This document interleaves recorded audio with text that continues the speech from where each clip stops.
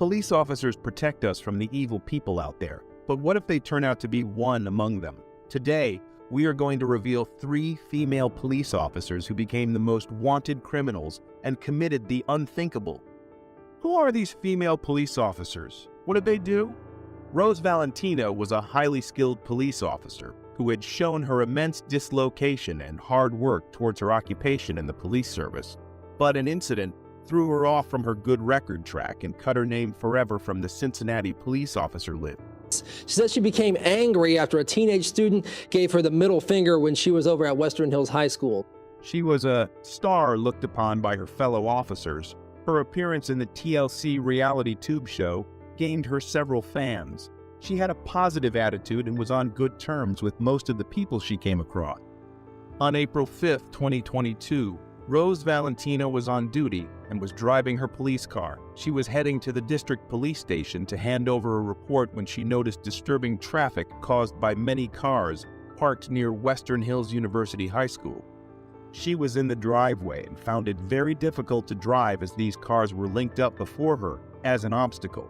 Even though she was in no hurry, she became very furious and switched on her sirens and light. The people who were in the cars were the parents of the students studying in the high school. They all came to pick up their children after school hours. Rose Valentino was aware of the situation, but she couldn't control her anger. She started being verbally angry and demanding they move their cars. Her window was down and she started yelling at the people to move their cars and provide her with a way out.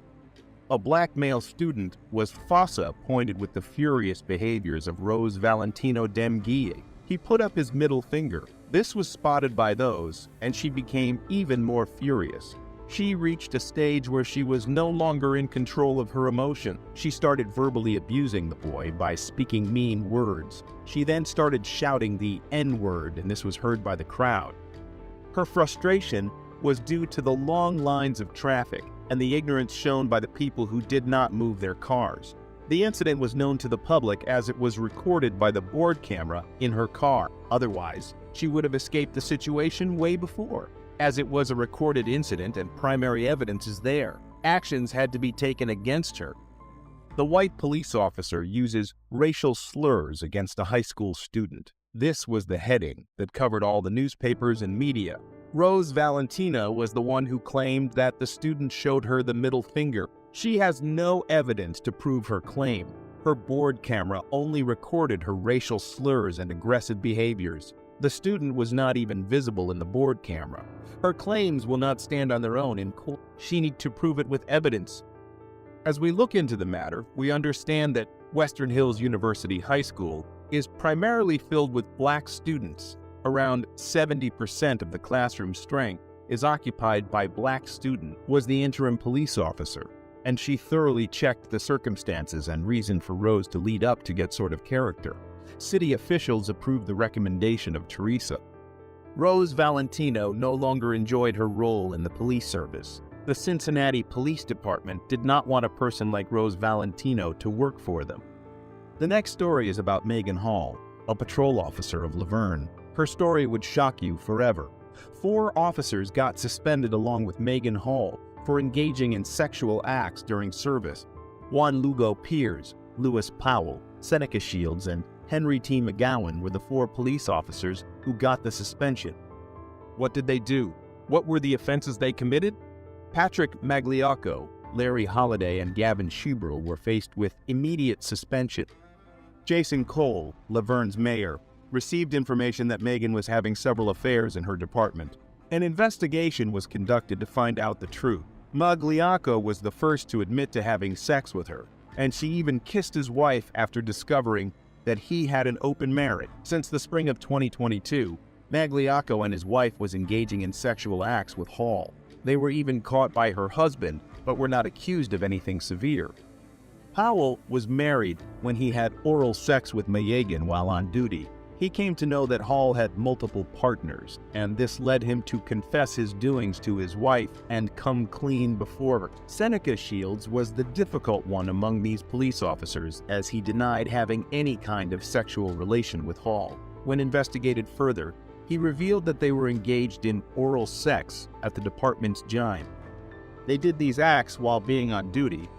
Holliday said that once he invited his fellow officers to his home, and they were all heavily drunk, but nothing happened in his home. Then, later on, he admitted to meeting Hall in hotel rooms and enhancing in sexual acts with her. McGowan had visited Hall's place along with his female friends, and they exposed their genitals before Hall. The Memorial Day hot tub party was the incident that led to the revelation of this major scandal. Officer Stats posted the video where they were all having fun. Magliocco forced Hall to drink vodka, and Hall was heavily intoxicated. She was unable to think in her right mind, and she took her top off at the party. Officer Durham was with Hall enjoying the pool when she showed her breasts to everyone. Stats tried to cover her up and protect her from future embarrassment. As the investigation went deeper, Hall was asked about all these accusations. She denied every one of them and said that she did not have any kind of sexual relations with the men in her department. She said that she had a relationship with Holliday. Apart from that, she did not have any kind of malicious relationships. She revealed that she had sent revealing images to the officers. She admits that she had a sexual relationship with Powell and Perez. Lugo was in denial that he had any kind of relationship with Hall. At the end of the investigation, the scandal was sealed by firing Hall, Lugo, Powell, Shields, and McGowan. Holliday, Magliocco, and Achieved were faced with a suspension due to their relationship with Hall. 26 February 1996 was the day this brutal murder happened. The daughter of Dr. Nels Rasmussen was murdered in Los Angeles. Before being murdered, Sherry felt stalked for a long time, and she informed her father about her concerns about being stalked. Stephanie J. Lazarus was the person who stalked Sherry. Sherry's father was desperately trying to bring out her murderer before the court, but police tried to close the case by putting it under the category of robbery. Many said that the police tried to cover up the murder and redirect it as they didn't want to lose one of their own. Why would Stephanie murder Sherry? What was the motive? Well, it's a love triangle. John, the husband of Sherry, was in love with Stephanie before he got married to Sherry. Stephanie was head over heels in love with John, but they could not get married to each other. They were in ULA together and celebrated their love for each other with the batch of '92, but their on and off relationship did not survive much. John met Sherry shortly after he ended things with Stephanie. Sherry was working at the Glendale Adventist Medical Center and was a sweetheart. He soon fell for her and asked her hands for marriage. Stephanie thought he lost John forever, but John decided to hook up with her for one last time. They had a secret relationship and no one knew about it. John later on ended things as soon as he got officially married in 1996, but Stephanie became emotionally locked in. Stephanie took her gun and shot Sherry to death in her house. John and left the place. The police officers couldn't find the murderer, but later on, they found out after 23 years through DNA tests. Do you think Stephanie killed Sherry? Is jealousy strong enough to kill a human being? Let us know in the comments. Hey man, how's it going? All right, how about you? Good. Give your name and badge number, please. Yeah, it's Officer Gris. My badge is 1641. Is Officer there a reason Gris. why you're recording our bus? Yeah, I'm gathering content for a story. Right. Personal story. What about? It doesn't matter. Okay. Is there something we can help you with or help answer any questions for you? Nothing at all. Thank Okay. you very much. Are you able to give me your information just so I know who I'm talking to? Negative. You can call me good citizen. What is it? Good citizen is what you can call me. Okay. Is there any reason I gotta know why you're... Am I being recording detained? right here? The lady cops come into the frame and ask the individual about why he is recording, to which the individual assertively asks for the name and badge number of a lady cop, suggesting a desire for accountability or documentation of the interaction. The lady exits the scene.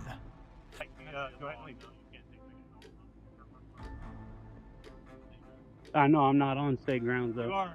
If you go on the other side of the south side, you're more welcome to do that. This is actually a public thoroughfare, Sir, I'd right? like you If to I go on was the other side if of I the was stop coming to sign. visit somebody, I could just drive in here, right? Correct, but on the other side of the stop sign, you're more welcome to do that. On this side of the stop sign is state ground. Seeing how the fence is there, I'd like you to go back on the other side of the fence. Oh, I'm on this side of the fence. That side of the fence, please.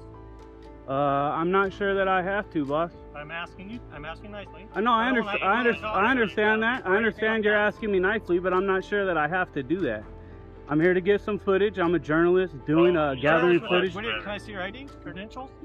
I'm not going to give you my ID, Why not? and I don't have to give you credentials. So I'm a journalist gathering content for a story, and I'm allowed to do this right here. I looked up your guys' property line. Actually, it's very public. Do you understand what I'm telling you? This is actually a public thoroughfare. It's So not. if This I is state ground, sir. no, this is I understand it's state grounds, but it's public. Then another officer comes in. The individual and the cop they interact with disagree on the permissibility of recording in this context. To support his stance, the individual references a Department of Homeland Security memo issued in 2010, which is believed to outline guidelines concerning filming in publicly accessible areas.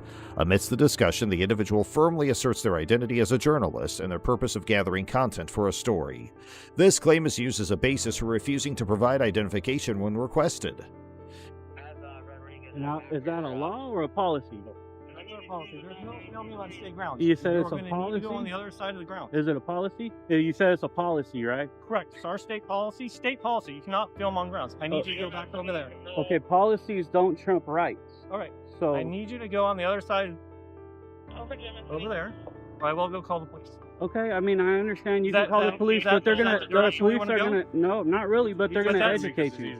I'm just trying to get you to go over there and not have an issue. I got you, but the police are just gonna educate you, and all they're gonna Okay, that's do is fine. say, hey, If this they is like to come and do public, that, this they're is more welcome to do publicly. that. 2 hours later. And they're saying that you're free to go. So as far as I'm concerned, you're free to go. Okay, and I'm free to stay as well, right? Can I shoot? Officers free to stay on this public utility, correct? Yeah. Okay. Thank you, guys. Hey, what was your name again? Figueroa? Is that it? Figueroa. Thank you for being professional. I appreciate it. You're welcome. Very, very courteous. And I will go ahead and get out of here now. Yes, sir. The discussion surrounding the classification of the location as either public or private property. The man engages in a back and forth with the individuals present, questioning the designation of the area. In response to potential interference, the speaker mentions the possibility of calling the police and expresses confidence in their ability to remain on the public utility. As the conversation progresses, tension escalates and the individual becomes increasingly confrontational. They challenge the officer's perception of ownership over the property, questioning their authority and implying a sense of entitlement. The speaker also makes remarks about the significance of obeying orders, perhaps suggesting a critical view of the officer's actions or perceived abuse of power. I'm just curious. I'm not being a dick. I'm just asking questions. Mr. Helmer, Jay, Jonathan. I don't want to call you. You've obviously got my name, but you won't give me your name, right? Of course I won't. I don't have to. I'm a private citizen. You're a public servant. It's a big difference. Right? Don't you agree? Why wouldn't you give me your name? Just No because issue, right? just because I don't have to. 'Cause you Sir, don't- if you could educate the officers as far as dealing with the public and standing on public property. So, Who do you work for, boy? what was that? Who do you work for? I work for me. I work for myself. Yeah, I'm independent. Yep, Okay. I am independent. You got Yep. the footage you needed? Yeah, I'm done now. Okay. I'm Is there done anything now. You need from him? Nope, he has the information to contact our public information officer. So I am requesting that you leave our grounds now. Okay, this is public. We got that straight, right? I'm in public. You get more and more welcome. Now to I cross might the street. stay here for another hour. I mean, you know, you can take a picture of me. That's I'm gonna fine. That's okay. That's your right, officer, to do that. What's your name, sir? Yeah. I'm not gonna give you my name. Is there a reason you don't want I to just don't give my name out. Are you wanted by the law? No. Are you wanted by the law? I'm wanted to do my You job. got anything on you you're not supposed to have? No, everything is perfectly legal. Except The speaker engages in a back and forth with the individuals present, questioning the designation of the area. In response to potential interference, the speaker mentions the possibility of calling the police and expresses confidence in their ability to remain on the public utility.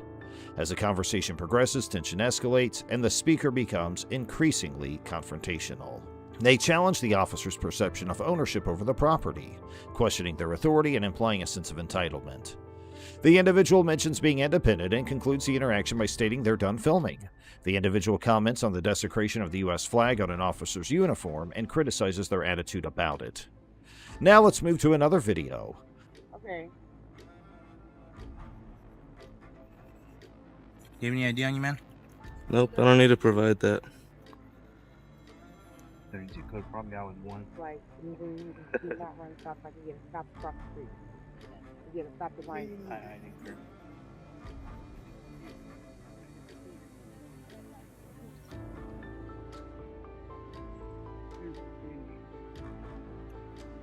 What's up, man? Did I commit a crime? Huh? Did I commit a crime? It's an infraction. Is it a crime? It's an infraction. Is it a crime? Meaning that I'm able to stop you. Is it a crime? You ran the stop sign. Did I commit a crime? Did I commit a crime? Like, you're really good. They're really are. So you have to stop at the stop light to see where I was. You know I don't have to ID, right? This one captures an encounter between a cyclist and police officers.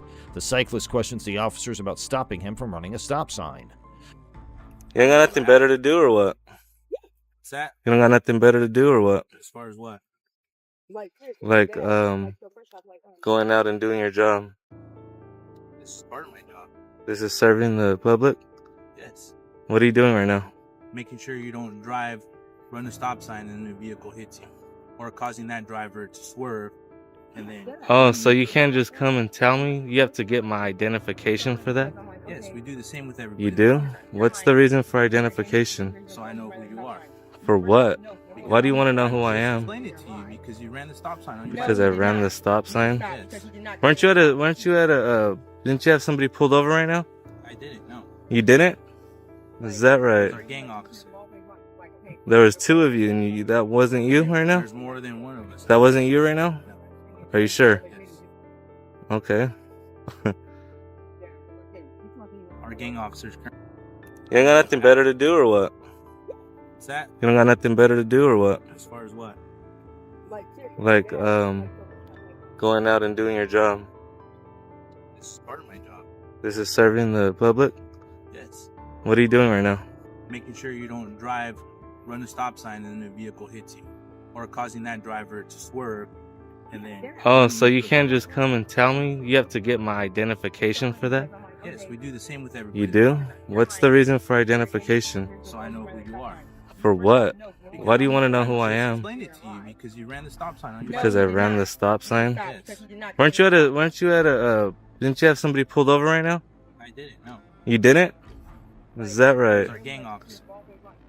There was two of you, and that wasn't you right now? There's more than one of us. That wasn't you right now? No. Are you sure? Yes. Okay. Our gang officers. The cyclist confidently asserts his right to refuse to provide identification unless he has committed a crime. He challenges the officer's authority by questioning the legitimacy of the stop, emphasizing that running a stop sign on a bicycle does not constitute a crime. The cyclist's argument is centered around his understanding of his rights and the boundaries of police authority. By asserting his knowledge of the law, he attempts to establish a position of power and challenge the officer's actions. The person accuses the officers of having nothing better to do and questions their role in serving and protecting. The person requests a supervisor and expresses his intention to file a complaint against the officer. The speaker said that on the cop's face, he will file a complaint against him as he is acting very unprofessional. The person's continuously asking about the crime he has committed and why he is being detained. The cop has no clue about it but is following what his supervisor told him to do. The person being detained expresses doubts about the officer's lack of proper documentation or penal codes to justify their actions. The officers mention a possible reason for the stop, stating that the cyclist matches the description of a stolen bike. However, the bicyclist disputes the claim, vehemently asserting that his bicycle is not stolen and challenging the accuracy of the information provided by the officers. Yeah. But I didn't have to ID. Traffic Yeah. violation? Yeah. I knew. That's what I'm like, that's what I understand. Well, I'm not going to argue about it. You're dismissed. Thank you. One of his reasons was because You guys are both dismissed already. Stop that. Stop being No. Stop being a jerk. Man, do you have any other questions as far as... Stop being a jerk. Mm-mm. Don't talk smack after No. This guy needs to know. He's gonna come back with his No, he can't come back. Just like I told you, he wasn't gonna ID me. Like, it's true. Did he ID me? Like, that wasn't his initial reason in the first place. Exactly. Like, stop this bullshit. You didn't have a fucking reason. You had no reason. We're about to see the walk of shame. Stop that. You're a dick, dude. That's not safe. There it is, guys, the walk of shame. The cyclist adamantly argues that there have been other bikes in the area and expresses disbelief at the officer's claims. He repeatedly questions whether he is free to leave, seeking confirmation from the officers. Finally, they respond affirmatively, stating that he is indeed free to go. He zoomed the camera on the cop when he was walking away with embarrassment on his face and told the cop that he'll get famous on YouTube because of what he did in the park. Now we'll move to our next video. Hey, how you doing? I'm alright, how are you? It's not allowed here to take photos or videos, okay? You need the permission from the administration about that. So it's not allowed to take photos or videos here? Inside, no. Wait, who do I need permission from? Administration. From administration? Yeah, I don't think that's the case. Long Island Audit, an individual, was recording at a public library when approached by security personnel who requested them to cease filming. The person's identity, referred to as Long Island Audit, suggests their involvement in documenting public interactions and encounters. The incident occurred within the premises of the library, where the security personnel took notice of the individual's filming activity and expressed their objection. Have you not heard that before? I've heard it plenty of times. It's just I'm surprised because, well, my name and my badge number is right here. Uh-huh. Okay, you see it? Tibbets? Yep, 640. The pen is blocking the number. 640? Yep. And Dennis 647. So what I'm doing here is a First Amendment protected activity. That's good. I'm recording. I know you don't care, sir, but listen, if you violate that in any way and interfere with that, I'm not violating it. They asked you to leave. Yeah, but that they can't ask me to leave. This is a public library. Can I speak to a supervisor, please? Despite being asked to halt their filming by security at the public library, the individual declined to comply. They invoked their First Amendment rights, specifically their freedom of the press, as the basis for continuing to record. By referencing this constitutional protection, the person asserted their belief that their actions were legally justified and protected. The First Amendment, which safeguards freedom of speech and the press, grants individuals the right to gather and disseminate information, expressing their dissenting stance and asserting their right to document public events and encounters. When police officers arrived at the scene where Long Island Audit was filming, the individual sought to engage with a supervisor. By making this request, they aimed to escalate the situation and potentially address their concerns with someone of higher authority within the police department. You guys should call one, correct? So, I'm going to request a supervisor again. I would appreciate if you guys can get a supervisor down here. You don't rule the roost here right now. Yeah, no, I'm just requesting a supervisor just for In a minute. because you guys are a little bit hostile. I can see the tyrant in you, Utter. Oh, yeah. You're a real tyrant. Yeah. I can see it in your eyes. In law enforcement experience. Seeking the involvement of a supervisor suggests that the person felt dissatisfied with the initial interaction and hoped for a different approach or better understanding of their rights. After the arrival of a supervisor, the situation escalated further as the person was faced with the threat of arrest. Feeling compelled to comply with this ultimatum, they reluctantly provided their identification. The threat of arrest likely created a sense of urgency and fear of legal consequences, prompting the person to reluctantly reveal their identity. I don't, obviously I don't. No, You took an oath to it, though, Tibbets. Jeez. Dude, why you gotta be such a tyrant? You gotta be such a tyrant. See what I'm doing there? Acting like a child? Yeah, so are you. Acting like a child. Did you get permission when you post that video of these people? Don't eat it. They're in You don't public. need it? Yeah, they're in public. Don't eat it. See, you're learning something here today, man. Come on. This is not going to end well with you, you know that. Okay, we'll see. We will see. I'm telling you. We will see. I'm not scared of you. I know you're not supposed to be scared of us. I don't care. Okay, great. Great. Long Island Audit took decisive action following the incident by filing formal complaints against the officers involved in the encounter. Unsatisfied with the treatment they received, they expressed their intent to pursue legal action by filing a notice of intent to sue. The response demonstrates the individual's determination to hold the officers accountable for their actions and seek justice for any perceived violation